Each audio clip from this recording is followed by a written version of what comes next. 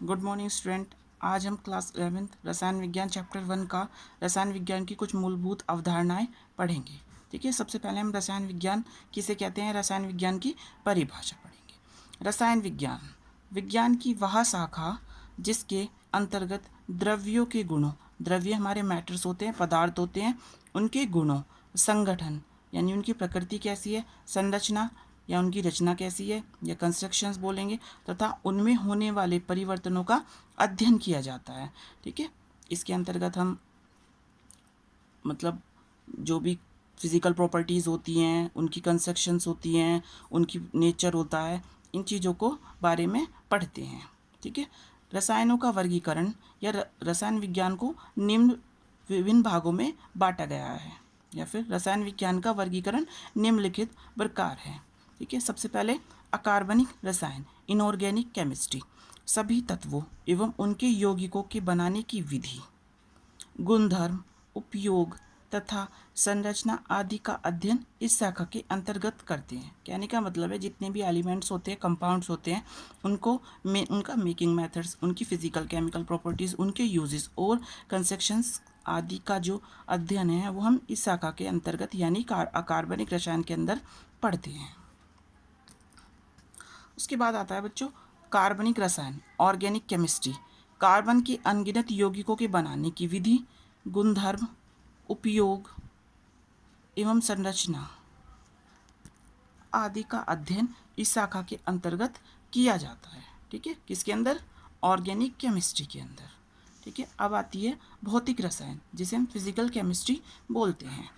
ठीक है, रसायन एक अभिक्रियाएं जिन परिस्थितियों एवं नियमों पर आधारित होती है उनका अध्ययन इस शाखा के अंतर्गत किया जाता है, जैसे प्रकाश रसायन यानी फोटोकेमिस्ट्री और ऊष्मागतिकी यानी थर्मोडायनामिक्स, यानी कि वो रिएक्शंस जिनकी हर कंडीशंस और रूल्स, ठीक है, के बारे में पढ़ाया जाता है, किसके अंदर, फिजिकल केमिस्ट्री के अंदर। ठीक है, उसके बाद होती है वैश्लेषिक रसायन। ठीक है, इसके बाद आता है वैश्लेषिक रसायन यानी एनालिटिकल केमिस्ट्री, यानी जिसके भीतर चीज़ों को एनालाइज किया जाता है कि वो उसकी पहचान की जाती है एटसेट्रा।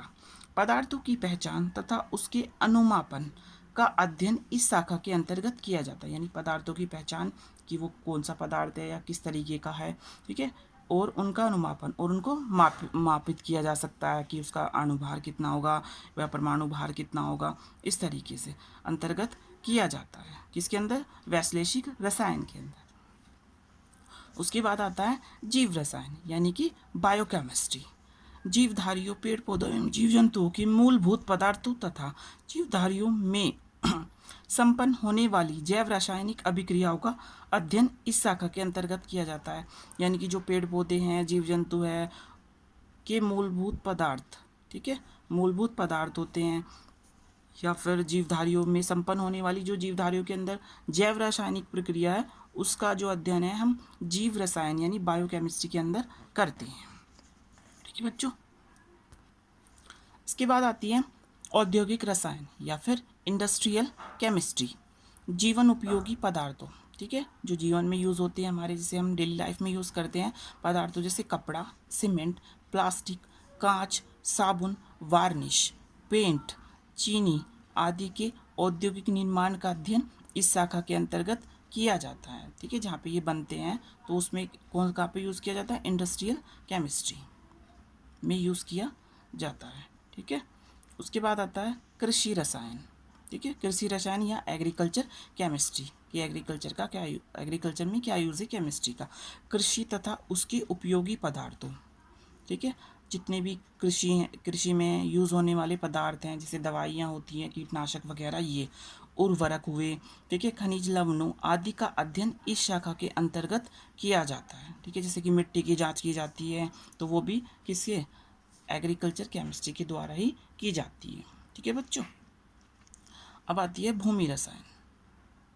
भूमि रसायन इस शाखा के अंतर्गत भूमि की रासायनिक प्रकृति, देखो जैसे हमने पहले भी बताया था, भूमि की जांच की जाती है। इस शाखा के अंतर्गत भूमि की रासायनिक प्रकृति की, उसकी रासायनिक प्रकृति क्या है, संगठन क्या है, इत्यादि का अध्ययन किया जाता है। ठीक है, किसके अंदर, सॉइल केमिस्ट्री के अंदर। अगला है हमारा खनिज रसायन, मिनरल केमिस्ट्री, इस शाखा के अंतर्गत खनिजों की रासायनिक प्रकृति, संगठन आदि का अध्ययन किया जाता है। ठीक है, यानी कि खनिज जो पृथ्वी के या भूमि के अंदर पाए जाते हैं, ठीक है, वो खनिज होते हैं, तो उनका अध्ययन हम किसके मिनरल केमिस्ट्री के अंदर करते हैं। उसके बाद आती है खाद्य रसायन, जिसे हम फूड केमिस्ट्री बोलते हैं। खाद्य रसायन में खाद्य पदार्थों से संबंधित पदार्थों की संरचना, यानी जो भी खाने वाली चीज़ें होती हैं उनकी संरचना, सुरक्षित रखने की विधियाँ कि हम किस चीज़ को कितने दिन तक बचा कर रख सकते हैं ताकि वो जल्दी से खराब ना हो, इस चीज़ का अध्ययन खाद्य रसायन यानी फूड केमिस्ट्री में किया जाता है। ठीक है बच्चों। उसके बाद आती है औषधीय रसायन या फिर ड्रग्स केमिस्ट्री। इस शाखा के अंतर्गत रोगों के उपचार के प्रयोग में आने वाले रासायनिक पदार्थों के संबंध में अध्ययन किया जाता है।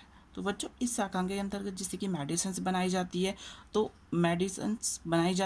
प्रयोग में जो आने वाले रासायनिक पदार्थ होते हैं उसके संबंध में इसमें पढ़ा जाता है या अध्ययन किया जाता है। ठीक है बच्चों। आगे आती है अपराध रसायन, जिसे हम क्राइम केमिस्ट्री बोलते हैं। ठीक है, इसके अंतर्गत रक्त, पसीना, कपड़े इत्यादि का रासायनिक अध्ययन करके असली अपराधी को पहचाना जाता है। मीन्स ठीक है बच्चों, जैसे कि मतलब तुमने देखा होगा अपने आसपास में या फिर टीवी सीरियल्स में कि वो देखते हैं कि उसमें वो क्या करते हैं, रक्त से ब्लड से, पसीने से और कपड़ों इत्यादि से उनका मतलब केमिकल लैब्स में अध्ययन करके उसको असली अपराधी की पहचान की जाती है। तो ये कौन सी होती है, अपराध रसायन। ठीक है। उसके बाद है अंतरिक्ष रसायन यानी स्पेस केमिस्ट्री। इसमें अंतरिक्ष यानों में प्रयुक्त होने वाले ईंधन, ठीक है, जो अंतरिक्ष यानों जैसे कि एरोप्लेन्स वगैरह में जो फ्यूल होता है उसको बनाने में काम आने वाली सामग्री, जितनी भी उसमें चीज़ें लगती हैं तथा अंतरिक्ष यात्रियों की पोशाकों को बनाने के लिए आवश्यक सामग्री के लिए रासायनिक पहलुओं का अध्ययन किया जाता है। ठीक है, कि जो अंतरिक्ष यात्री हैं तो उनकी जो पोशाक है या ड्रेसेस बनाई जाती है उनमें लगने वाली सामग्री की जो है वो रासायनिक अध्ययन किया जाता है। ठीक है, रासायनिक पहलुओं का अध्ययन किया जाता है। ठीक है बच्चों। उसके बाद आता है युद्ध रसायन, वॉर केमिस्ट्री। ठीक है, वॉर केमिस्ट्री, इसमें युद्ध में काम आने वाले पदार्थों, ठीक है, इसमें युद्ध में काम आने वाले पदार्थों जैसे बारूद, विषैली गैसें आदि की संरचना निर्माण विधि का अध्ययन किया जाता है। ठीक है, कि वो कैसे बनाए जाते हैं या उनके बनाने की विधि क्या है, इस चीज़ का अध्ययन युद्ध रसायन में या वॉर केमिस्ट्री में किया जाता है। बच्चों आखिरी है नाभिकीय रसायन, न्यूक्लियर केमिस्ट्री। ठीक है, यह रसायन विज्ञान की आधुनिक शाखा है। ठीक है, ये जो है मॉडर्न केमिस्ट्री की, ठीक है, ये मॉडर्न केमिस्ट्री में ज़्यादा यूज़ होता है। इसके अंतर्गत परमाणुओं के नाभिक में होने वाले परिवर्तन, जो परमाणु होते हैं उनके जो नाभिक में होने वाले परिवर्तन जैसे नाभिकीय विखंडन यानी कि फिजन, ठीक है, और संलयन यानी कि फ्यूज़न का अध्ययन किया जाता है। तो नाभिकीय के अंतर्गत परमाणु का विखंडन और संलयन का अध्ययन किसके अंतर्गत करते हैं हम, नाभिकीय रसायन के अंदर, न्यूक्लियर केमिस्ट्री के अंदर करते हैं।